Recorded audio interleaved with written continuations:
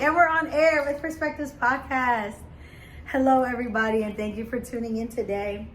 Every episode is a special episode because they're people, the guests are always people who I love myself. They're people who I'm interested in myself, and they're people who I think that can bring some new ideas and perspectives to the table that can essentially help our growth and our evolution in this world. Hey everybody, thanks for joining. So today with us is Ballard, a really good friend of mine and a person who, since the day I met him, was very intrigued in your mind and in your soul and in your writings. So thank you for joining us. Thank you for inviting me. You're welcome. I feel honored, really. Thank you. So Bernard is a poet, a writer, or poet? Poet. A poet here in Harrisburg, Pennsylvania. How many books have you released? 30. Yeah. I didn't know that. Yeah, Wow. I'm working on my 31st now. 31st book. That's special. Wow, congrats. Yeah, the 31. Yeah. So 30 books. We have 2 of them today here. As you saw in the flyer, inside the mind of a mystic creative, right? Like, what does that mean? I know a lot of people are probably like, who is this guy? What does that mean? And even when I told Bernard today what I described him as, a mystic creative, it was mainly from, a place of magic inside of me that saw the words that he would use in his poetry and really made me feel just like I was in a mystical world that didn't happen, that wasn't able here on earth. And so question then. Okay. How did you feel when I said mystic creative? Like what are those thoughts like that I called you that? And as raw as you and as your feelings are, we're here to non-judgmentally listen to other people's perspective, aka Perspectives Podcast. My first thought was, well, I've never been called that before. Mm-hmm. A mystic creative. And I thought about it for a moment, and I thought to myself, that is true. I think we all are creative in our own way, but I design clothing, and now I've been doing this poetry thing since 2012, and the mystic part, I have to also agree with. There's an aspect of who I really am that is mysterious, that is a mystic. I think we all, you included, have a little bit of mystic inside of us, and most of us don't believe that because we're taught pretty much from when we're little kids, at least in the West, that we are less than perfect, that we are separated from creator or source or God, and that we're unworthy and all that sort of thing, and that kind of seeps into our belief system and prevents us from realizing our higher truth, which is that we are all little mystics. I love that explanation. Yeah, That hit it right on the dot. Oh, wow. Thank you. I always felt like some of the wisdom, I'm a poet as well, some of the wisdom that has come through me, through my poetry, through my writing, I always was like, I know that people can access this too. And when and because that belief system has been so ingrained in us that we are less than and disconnected from source, God, it's there's a defense mechanism that comes after I say that, like, you can do this too. It's like, no, I can't. It's just some type of people that can access that. And I know you've heard this too, and I hear this all the time, and it makes me sad. No, that's just some type of people. Some type of people are creative like you, or some type of people can reach those higher levels of consciousness or uncover hidden wisdom. And I don't believe that. And I'm guessing you don't either, but what you just said. Well, I think That's my perspective. I think that what you're saying is true, that we all have that capability, but if you have it, if you're taught and you're told over and over and over again that that's not who and what you are, you begin to believe it, and that blocks your ability to actually become it in this life experience. That's a good way to put it. Well, we all have the capability to, but then our own, our experiences, our own belief system then blocks us from being able to access that. It's still there, that capability. Yeah. You've heard the expression, if you can believe it, you can achieve it. Yeah. There's a lot to that. I mean, our whole, anything you can look at and see that's made by human beings was first an idea, was just a thought. And somebody believed in it and made it real. Yeah, simple as that. Yeah, what you believe, we believe that on the physical level, but I think that's also true on, so to speak, a spiritual level. If you believe that you are a bum, or that you're loser, evil, or then think about it. On the other hand, people who are told you're beautiful, you're wonderful, you're special, they believe it, and they strive harder and more because of their belief system, because they believe that they can, Yes. Yeah, Have you always, I know me growing up, I was told I wanted to be when I first discovered yoga and I wanted to be a yoga instructor, I was told that it's not possible, that I'm dumb for thinking that. And so, did you experience that when you were younger? Did you get blessed? I know people get blessed and they have parents who, or people that raise them or around them that give them, affirmations along their path. And I didn't get lucky enough to get that many affirmations at the early of my life. I had to prove myself first, and then the affirmations came, but they weren't really there intrinsically. They were, they were only there after you showed enough capability, I guess. How was your experience with that? Believing in yourself as the most basic level, believing in yourself, I guess. I don't know. I was raised in a neighborhood in my hometown where there were only 4 or 5 black families, and all the rest of the neighborhood were primarily white. And this was back before we could ride the bus to school and all that sort of thing. So we were friendly with all the kids and got along with all our neighbors for the most part. But we spent a whole lot of time at home with just the family. And it was, mom, dad, and granddad, and the 6 of us kids. And it was mostly, get off school, come home, do your homework, go out and play, come home, eat, and go to bed. But my family they weren't into, they made sure we went to church every Sunday, but they weren't into religion more than making sure we went to church and we said our blessing. But they taught us that we could do anything that we chose, that there was a lot of emphasis on studying after school every day to keep the grades up. Yeah. And you can, but as far as teaching us affirmations and stuff like that, it was just their way of, I guess, teaching us that we could do whatever we want if we put in the work and the study. And I never really thought about affirmations until I was I was just about to ask you, when did that come into your life? Affirmations, or even prayers or blessings in your own practice, right? What prayer means for your own practice doesn't look the same for everybody. Well, when I was younger, up until I was in my probably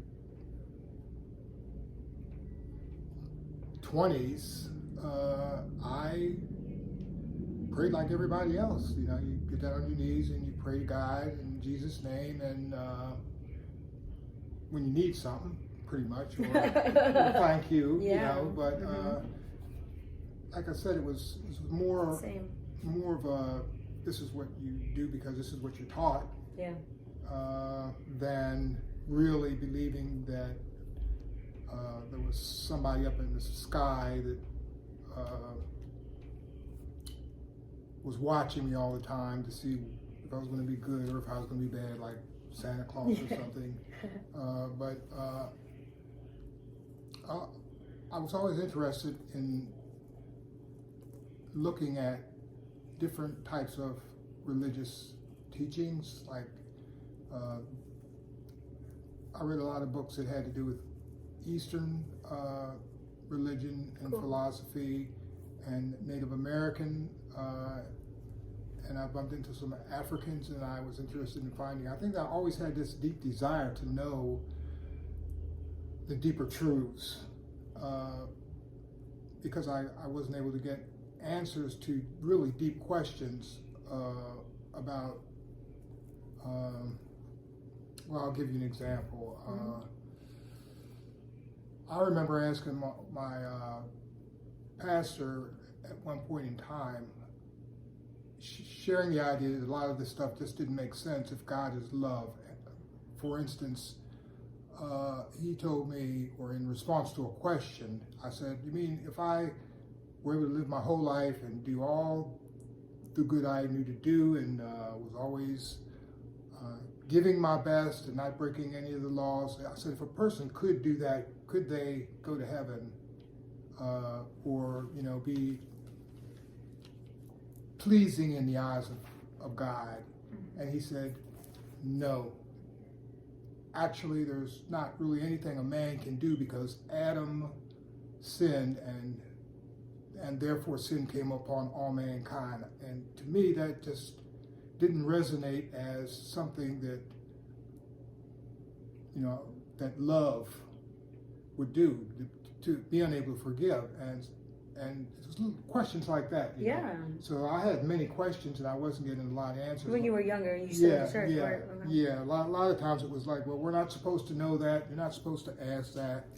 Those can't answer. Yeah, and kind of drove me to look elsewhere to see what other philosophies and other religious teachings were about. You know, and you had that desire to know, like you really just you know, like I felt like your soul was like magnetized, you know, attracted to those, to different, you know, studies of religion, spirituality, or God, because there was that desire to know.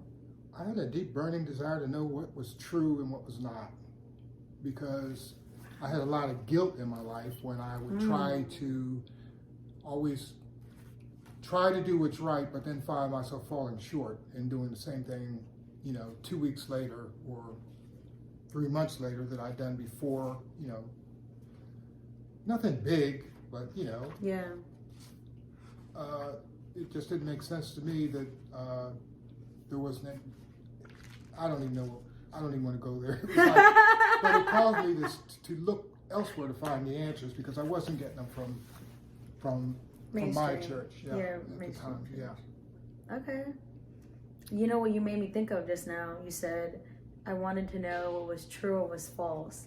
You have a poem in here that it's one of my favorites. So this is Bernard's book that I'm looking at. It's called Mediocratic Metaphysics. My Story of Oneness. My Story of Oneness, yeah. Myth of the Mask for Advanced Seekers. Myth of the Mask for Advanced Seekers. When I read that, I was like, oh no, I need to know this guy. I was like, who is he? Yeah, well. But, yeah, actually, it's God Begets. It's this, I would love to read this poem eventually, but first we can talk. So like knowing truth from false, right? When I first started to understand the world around me and the world inside of me, I was really intrigued by lifting the veil. You know, we've all heard that term in, you know, in our spiritual beliefs, our spiritual texts, I feel like it's a lot right now in social media, seeing behind the veil, lifting the veil. I was very obsessed with that thought. What does it mean to peek behind the veil, to lift up the veil and see what is really there? And I feel like that right here, myth of the mask, right? It's like looking behind the mask, the veil, the mask, the curtain, you know, seeing backstage from the show. It always really intrigued me. And I'll ask you a question, but I can answer first so you can have some time to think about it. Like, what did that look like for you? What does that, you know, and it's such a hard question because obviously we're writers, and I feel like we write journals worth of this question. Like, what is behind the veil? What does that mean? Yes. So, I mean, we can get into that conversation now, right? Like, what did that look like for you? What does that mean to get behind the veil? And like I said, I can answer that first. For me, when I started to first see behind my veil, it was first surrounding my personality and like my soul, you know, my ego and my soul. You know, Leslie, who is Leslie, who I know Leslie to be today. And I was just very intrigued by the Leslie the show versus Leslie behind the scenes when the lights go off. So it for me, it brought first introspection of self. It was like, when do I see behind my veil? Who am I when no one's around? We had a couple episodes ago called Sitting in Silence, right? Like, who am I when no one's around, when there's no noise? Like, what, you know, who am I? Who am I there?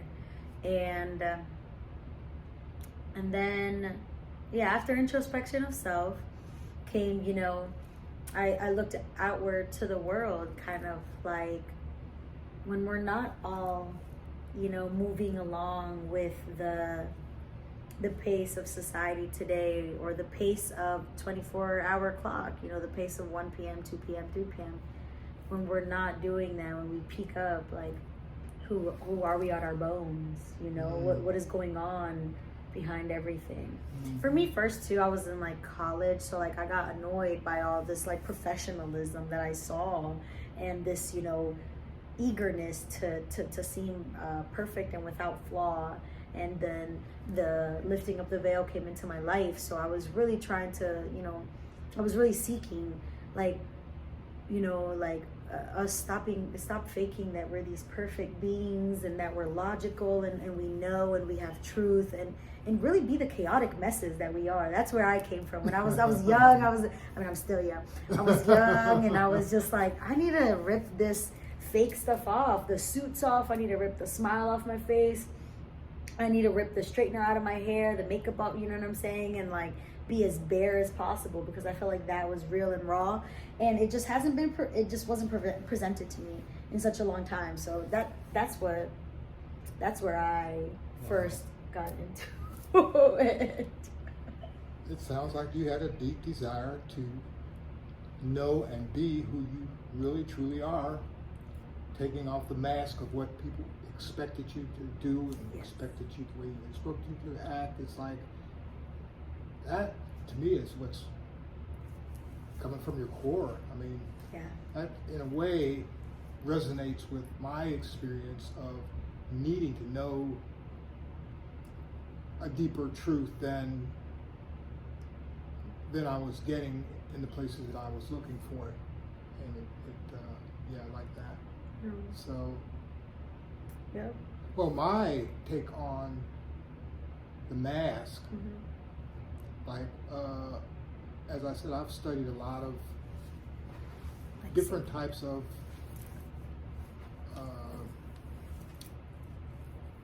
religions, shamanisms,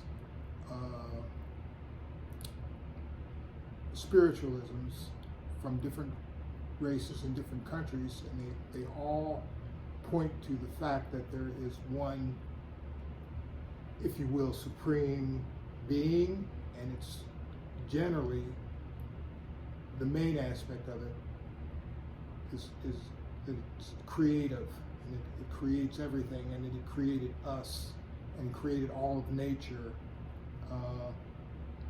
and everyone has their own concept of what that means here in the West, but here's a story that I heard from the East that kind of shows the way I feel about it. And it goes like this. In the story, this is before creation. Of course, there's nothing. There's no earth. There's nothing. There's just that which can't be named, which we'll call source or creator or eternal being or God. And since there are no things, nothing's been created, it is all there is. And being all that is, it knows everything because it's being everything and it is everything. And so it's kind of told sort of in a metaphoric sort of a way, sort of a comical way, as if God has a sense of humor and is not always also serious. And so this being decides perfection is all that I am. I'm bored with this perfection. I want to experience imperfection. So what does he do? He creates a place where there's both good and bad, or so said, duality, a place where, just like a coin has two sides, in order to be whole, he creates a place of duality where you have just as much positive as negative, and you have choice. And then he pretends, since he created this out of himself, he pretends that he is no longer source, and he's a being in the story, so that he can have the experience of what it would be like not to be all perfection. The thing about it is, he likes it, he enjoys it, and over time he begins to forget that he is this everlasting, eternal love.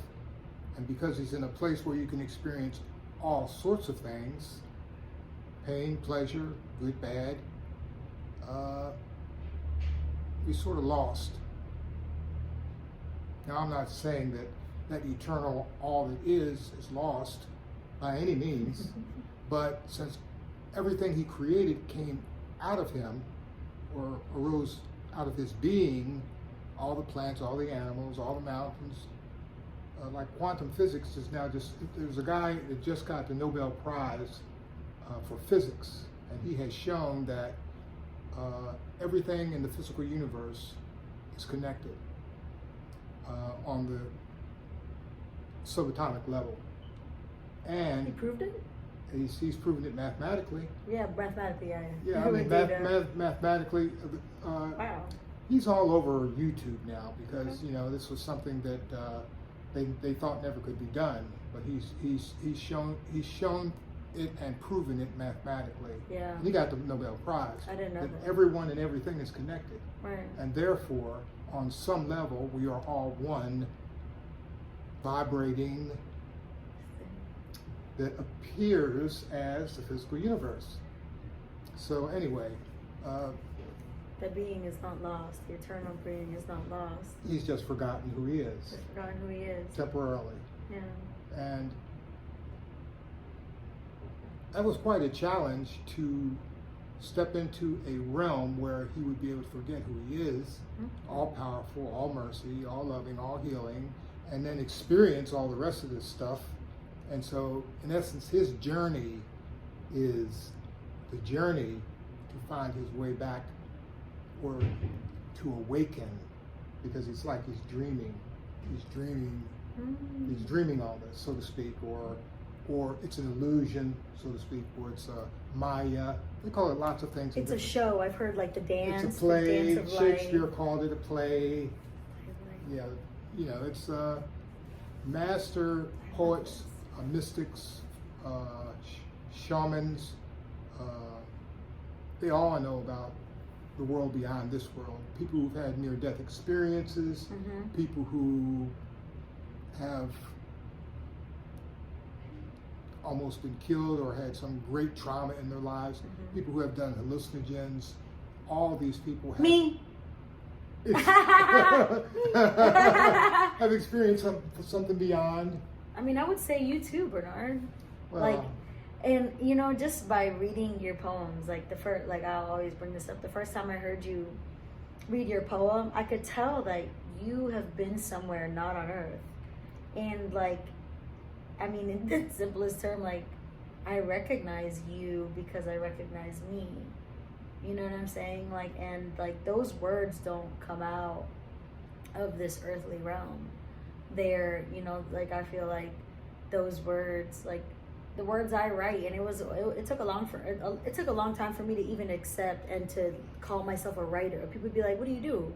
Like to even call myself a writer, a creative, you know, whatever. Like it took a while, but like the words that sometimes come through me, they're not from this material not from world. your mind. They're not from my mind. They're from this chaotic, vast void of nothingness and everything at the same time. Spirit. Some spirit. So I feel like you've been there. Do you? Well, it's not like I go to another world. Right, like we don't go there. It's like Can you explain it? I would love this to whole hear yours. physical universe is considered what they call the realm of time-space. Correct. But there are deeper realms that go beyond time-space. They can only be accessed if you alter your consciousness. You can alter your consciousness with hallucinatory drugs. You can alter your consciousness also by slowing down your mind, stopping the thinking. I mean, you never can stop the thinking, but if you can slow your mind down and go from one of those states, beta or alpha or whatever, to a different vibration of consciousness in meditation, you are able to tap into these deeper realms, which anyone that's done it will say that it is more real than this physical reality. And that's where my poems come from. I mean, confession. Yes! I had never sat down and said, okay, I'm going to write a poem about this or I'm going to write a poem about that. I practiced meditation and was searching for deeper meaning and truth for so many years. And then I met a gentleman who helped me to learn how to, when I come immediately out of a meditation or waking up from dreaming, which is that vibrational state again, and immediately beginning to write what I'm hearing in my head. And that's where my poems come. They started coming, I would wake up almost to the minute at 3 o'clock in the morning, and I would have a phrase in my head, just 3 or 4 words, but they keep repeating, and so I would get up, grab a pen, and I'd start writing. And if you notice my poems, they don't seem to start from anywhere. They just start. You know, there's no hard start, hard end. Yeah. So I wake up, I write for about 10 minutes, and well, what wakes me up, I'm sweating, number one, and I think I've just awakened from some sort of a dream, or I don't know, somebody said maybe you travel outside your body. I don't know anything about that. Yeah. But I wake up and I'll write about 10, and if I don't get up and write, I will lay there for an hour. But if I get up and write for 10 minutes, 15 minutes, sometimes only 5 minutes, and the poem is complete, finished, I never change a poem. You never change a poem? Never change a word. And then I can go back to sleep. Yes! Yeah. I made that commitment a long time ago. I said, this stuff is coming out of me, it's coming through me, whatever, pure. but I'm not going to go back and say, oh, this is not right, this is not right, this is not right. So the English is not always the best, and the way the sentence structure is not always the best, and the punctuation is not the best. It's not. But it's the best poem. Like, it's the best poem ever. But it's what came, and they all have meanings. So, you know, everyone that I know that reads them gets a different meaning, but I get my meaning. So anyway, I'm glad you enjoy them. You're welcome. Thank you for writing. So you said that like a long time ago you made that commitment to like not change anything. Did you think about it, or did people who wanted to like publish your books, did they say something like we should change this around, or you wanted to make it more relatable and you were like no, like? When I wrote probably my 13th book. I mean, I self-published all my books, but I met this guy at the Midtown Scholar, almost Uptown Poetry Cartel, and he... Marty? No, this is a guy, he only came for about a year or so, but he said that he was going to publish anyone that wanted to be published. Oh, wow. And for a fee, and I paid him. But then he brought my book back, and he had all these changes he wanted to make, and to make it better. And I said, no, I'm not changing anything. So I ended up not doing it. Wow. But the reason I don't like to change anything is like, for me, it's like there's a purity about what it's saying. Yeah. And for me to change the sentence structure or any of that can change the meaning slightly, and I don't want to do that because it's a gift that came through me. And I've only self-published, so I really haven't sold a lot, but I enjoy doing it. That's amazing. Yeah. I'm happy you did that for yourself, because I know some poems that I write, like I'll get pressured, my own mind will, convince itself that it needs work or it needs to change. Well, I went to the Poetry Cartel, been going for years, and I know a lot of good poets, and they've given me lots of recommendations and suggestions and have helped me to become a much better presenter of my poems. That is to say, in reading them. Mm-hmm. And they've shared with me different techniques to make poems and poetry better, Mm-hmm. and that works for them because they are the kind of poet that can take language and turn it around and create a poem out of their minds. I don't create my poems. My poems come. They just come. So that's why I don't want to change them, because I don't sit down and make these things up. They just come. So. That's so beautiful. You're such a beautiful being. And we all are. We really are. Mm-hmm. I see you. And early, so you said so you don't write this out of your mind. No. And it comes, right? Yes. And I know, we were talking earlier in the week, and only when I wake up in the middle of the night, or if I've been doing a lot of meditating and then I immediately write, or if I'm in a writer's retreat, and which the ones I go to, they do a lot of meditating and chanting, and then they give you a prompt and they say write, and then I can immediately be in the write, and it just comes. Yeah. But I don't think stuff up. No logic. No. It is flowing through you. Yeah. Yeah. From creation, from the void, just coming up. And when we were talking earlier in the week, you said that sometimes there's code, like they're coded. And so because they just come out of you, like sometimes you even have to like look back at your writing and make sense of it, because it just comes out. It's not something that you thought of. So, and then that reminded me of Aristotle. He was like looking a long time ago. I was like studying Aristotle, and it was this book, and Aristotle would go around to people and asking them he was looking for like truth, right? Mm-hmm. But I think it was more like logic. This is my perspective. It was more like logic, truth that he was looking for. And he would go to poets, and he would ask us, he said, you wrote this beautiful poem about God or about the natural world, the universe. He said, explain it to me, kind of thing. And then Aristotle had written down, like, even the poets did not know. And I feel like, no, of course we don't know with the brain. Mm-hmm. It doesn't, because our poems, like some of mine I write down, some of mine come through me. And like those that I do not understand myself and that didn't come out of the mind, how could I know them with the mind if they're not from the mind? They came from the soul. They came from somewhere way beyond the mind. And so what you said reminded me of that. Like he went to the poets and even they did not know. But we write of truths and we write of love. So for me, growing, you know, like being a young and new writer, it confused me. But I'm more understanding now that I'm writing from the soul. Like some things I don't even ask me for. I don't know. I don't even. It just came. I don't even know. Well, I'll tell you a little secret. Most of my poems were a mystery to me. I mean, I've read. We're a mystery to him. I've read them over and over and over, and then this idea that they're in code didn't even come to me until a couple years ago. Oh wow, yeah.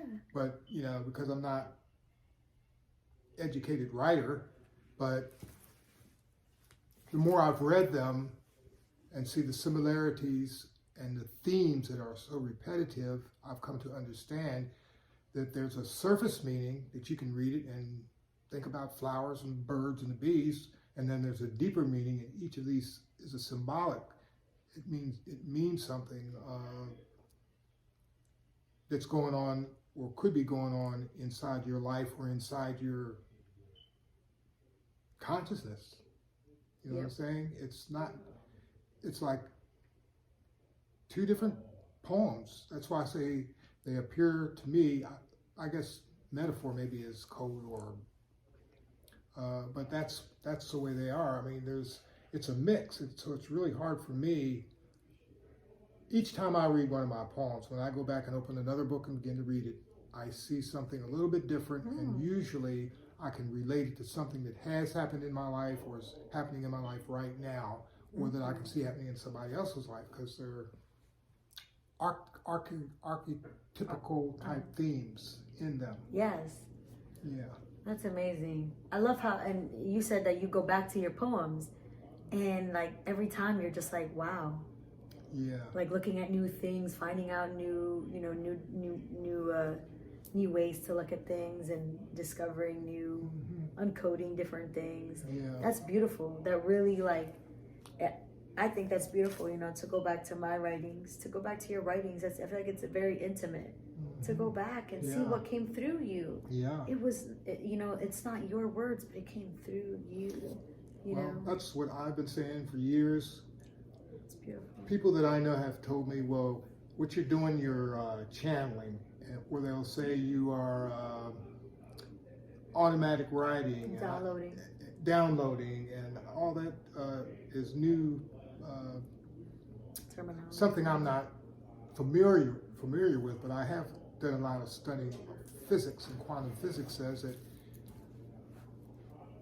everything that exists in this physical reality came from not a place, but from what they call a field of energy and information that is eternal and infinite, and that when your vibration or when there's something about you that has a deep desire to find or access this realm, that you can, and you can through meditation, and you can through having a tremendous desire and searching and searching and searching, and not accepting what you read in books or what you learn in school or what you get even in church. You have to seek inside of you. One of the things this physicist that got the Nobel Prize said, he said, okay, if all the information is in the quantum field, in every photon, this sounds ridiculous. He says, in every proton, all the information in the universe is contained, which doesn't make sense in this realm.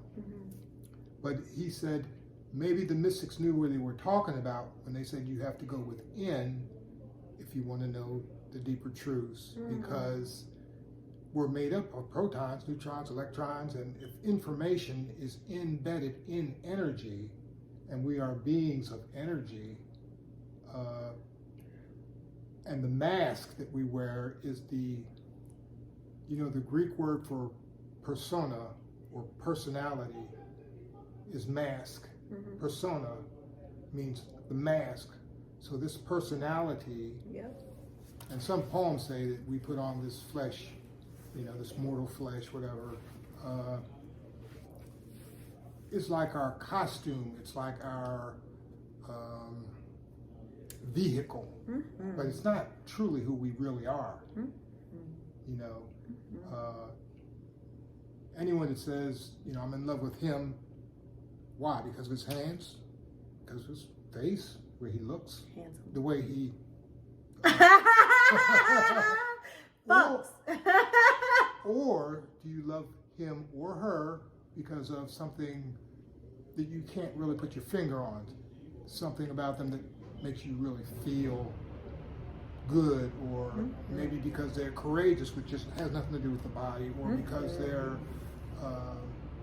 Spontaneous. honest, silly. or these are aspects of human beings that you can't quantify and say it's in the body. Yeah. It's a part of their I didn't see it. soul. It's part of their spirit.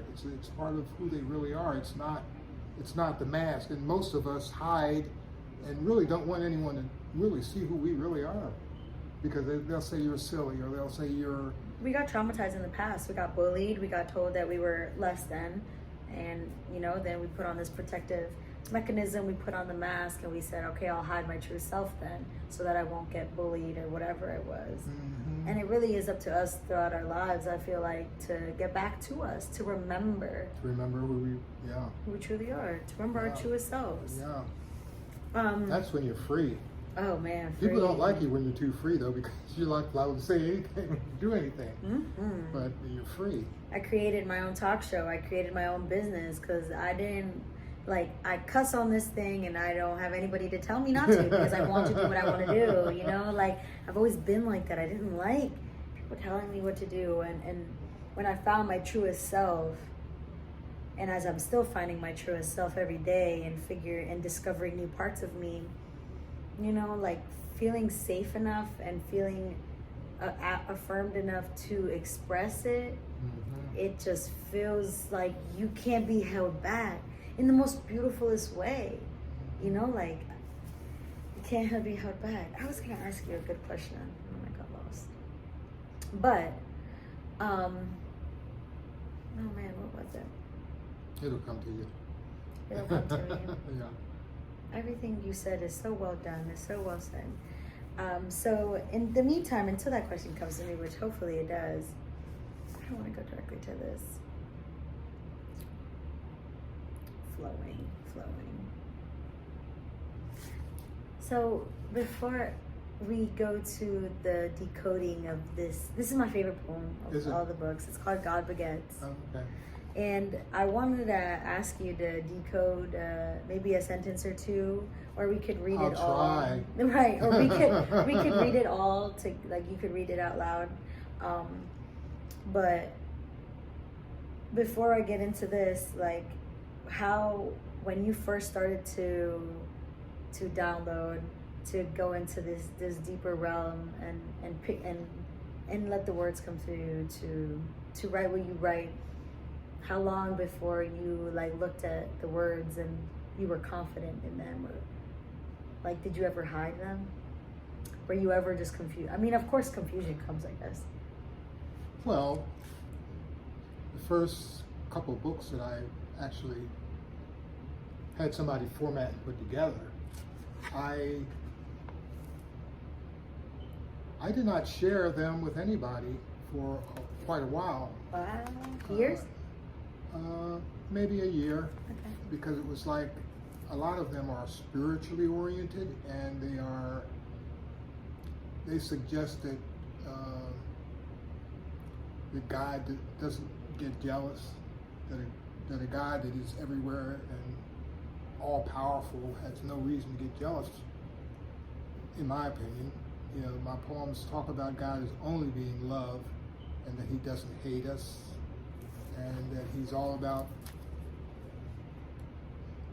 In the poem suggests He doesn't forgive us because He doesn't condemn us. It's like our actions it's like there are universal laws that say if you reap what you sow, or cause and effect, or Karma.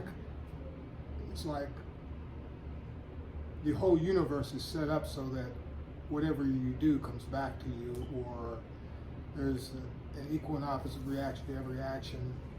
In other words, there are universal laws that take care of karma, or cause and effect, or you reap what you sow, and that in my poems it says that it's like the prodigal son. It's like the father sees the son go out to explore the world and find out what's good and what's bad by doing all this stuff. But he doesn't judge, he doesn't condemn, and when the son is finally wakes up and says, this is not good for me, the father is just waiting. No, Open arms. yeah, there's no, I like that prodigal son story, which is the theme is in a lot of my poems, that there's, the person that needs to forgive is the person that's doing the action for him to forgive himself.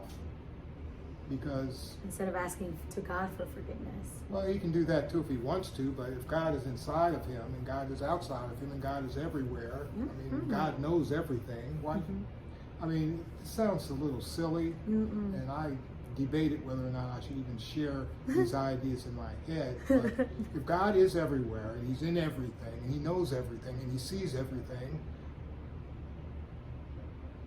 I mean, I like literally agree with you. Why even ask for forgiveness? God already. if he was going to God punish is us, it. Yeah. God saw it. God heard it. this is God- our journey. This is our play. So Yeah. if we make mistakes, then we have to make amends to the people we hurt and to ourselves for hurting them, because it's going to come back. It always. Anyone that lives long enough knows whatever you do in life, it's coming back sooner or later.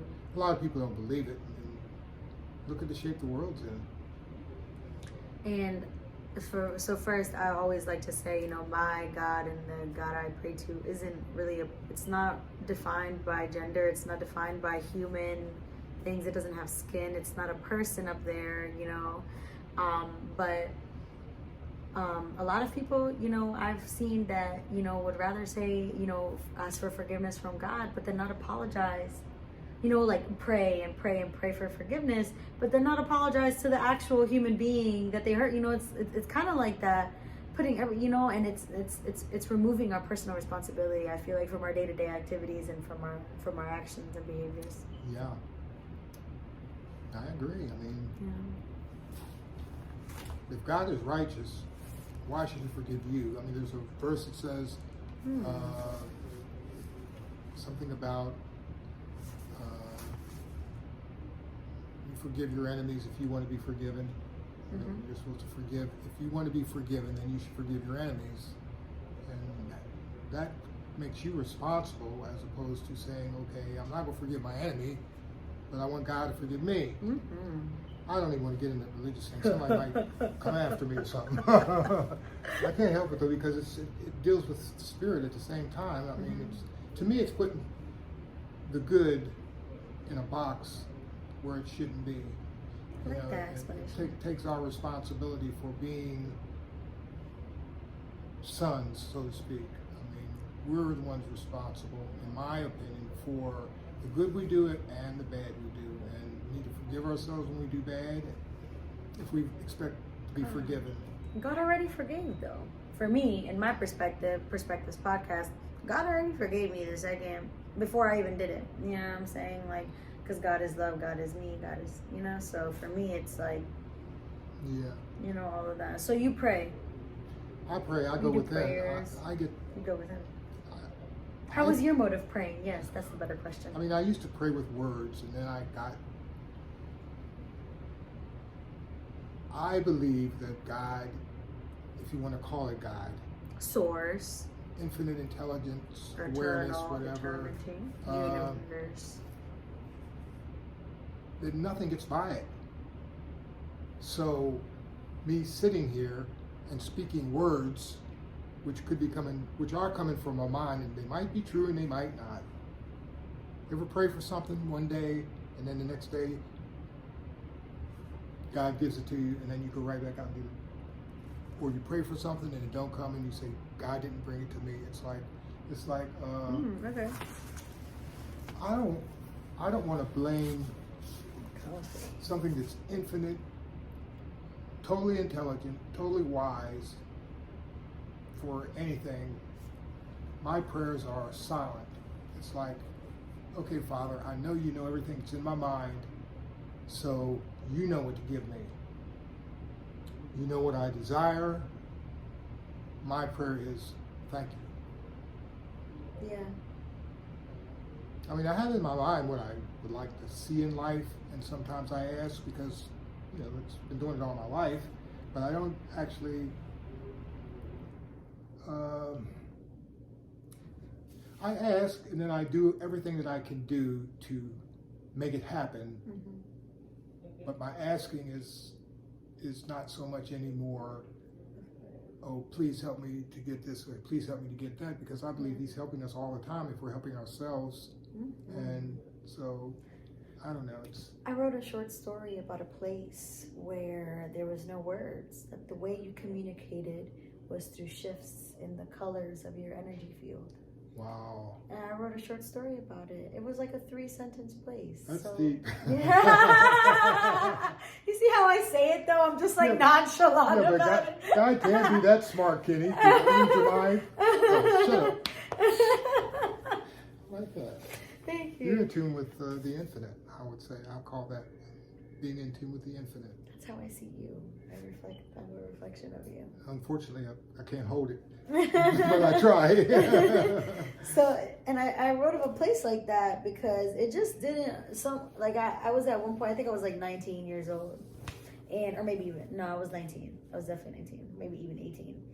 And words were just confusing the hell out of me. Like people wanted to, I was in college. So once again, this rebel out of me, I was just all these professional words they wanted me to use and how to conceptualize your thoughts. And I was like, and at one point I snapped and I was like, you want me to put my feelings into words? Like, what the hell? How the fuck am I going to find these words? Like it was like a very big awakening for me. I was just like, I don't think words can describe this wild force and this wild woman. Like, I don't think words can do that. So I completely know what you mean sometimes, just praying in silence and just, empty. Yeah. Empty, ready to be filled, not pouring, empty and ready to be filled. Wow. You're amazing. I'm not completely crazy then. No. If you're crazy, then someone come and get us, cause sure. Yeah, sure, we sure sound like it to some people. Yeah, probably so. But I'm free. It's like, I believe that, they say God is love. Okay, well, love, to me, love does not go around judging. If you love your kids, no matter what they do, you love your kids. Mm-hmm. You know what I'm saying? That's love. I believe that the love of what you call God is unconditional. Unconditional love. In other words, you can't buy it. You can't buy it by being nice. You can't buy it by being good. You can't buy it by giving money. If it's real love, you ain't got nothing to worry about. And and even in loving humans, I've been inquiring within myself, like, what does that mean to truly love without conditions or expectations, words, without meaning, just to love in general? Oh my God, this is perfect. The other day I was in my car and I had a download. I had just some wisdom come out of me, and it goes, have you ever loved without having someone or something to point it at? Can you experience love without someone or something receiving it? What does it mean to love, not someone or something, but just to love? And I've practiced yoga and meditation, and I've written a lot, and I've done a lot of introspection to the point where I've gotten slivers of that. You wake up one morning and you're just in love, and it's not one thing you're looking at or one thing you're grateful for, but it's just an overwhelming feeling of gratitude and love, essentially. An overwhelming feeling of love, and you want to give it to everything. But even if those things weren't there, I would still feel love. So really, what is it to love? You know, not to love something or someone, but just to love. That's a deep question to ask. I would make it short. The only thing I know that could compare, like you were saying, language cannot really come up to power for this sort of deep stuff. These questions, yeah. But I would say, for me, love is when you are willing to just allow. It's like in the beginning, God said, "Let there be light, let there be this, let there be that," and it was that. It was like allow. To allow another human being to be who they are without your judgment, without your telling them what they should or should not be doing. That's love. To be contented with where you are at home, whether your refrigerator is half empty or full, to be in gratitude for just what is. To allow the day, to allow life to be what it is without expectation. So I wake up today, something happens, allow it to happen. Be fully in love and allow. I like that. That was fast. Yeah, well, I picked up off of you. That was beautiful. We're in the field together. That's so beautiful. Quantum field, yeah, that's that. Quantum, literally. Spirit. It's. Wow. They say whenever two or more people are joined together in the spirit of love or whatever, that there's a third Holy Ghost or whatever comes through. Yeah. So, yeah. I felt that. We felt slivers of it. Right? If only we could carry it on. Yeah. A couple times I was sitting here looking. I said, "Uh-oh, she just went there." That's it talking now. And then we passed it back. That's awesome. Yeah. Wow, beautiful. I'm blessed. So we are going on a 10-minute intermission, and when we come back, I would love for you to read this poem to us. Oh, okay. Well, all right. We'll be back. All right. I'm gonna practice first. We'll be back in 10 minutes, everybody. Thank you. This bean.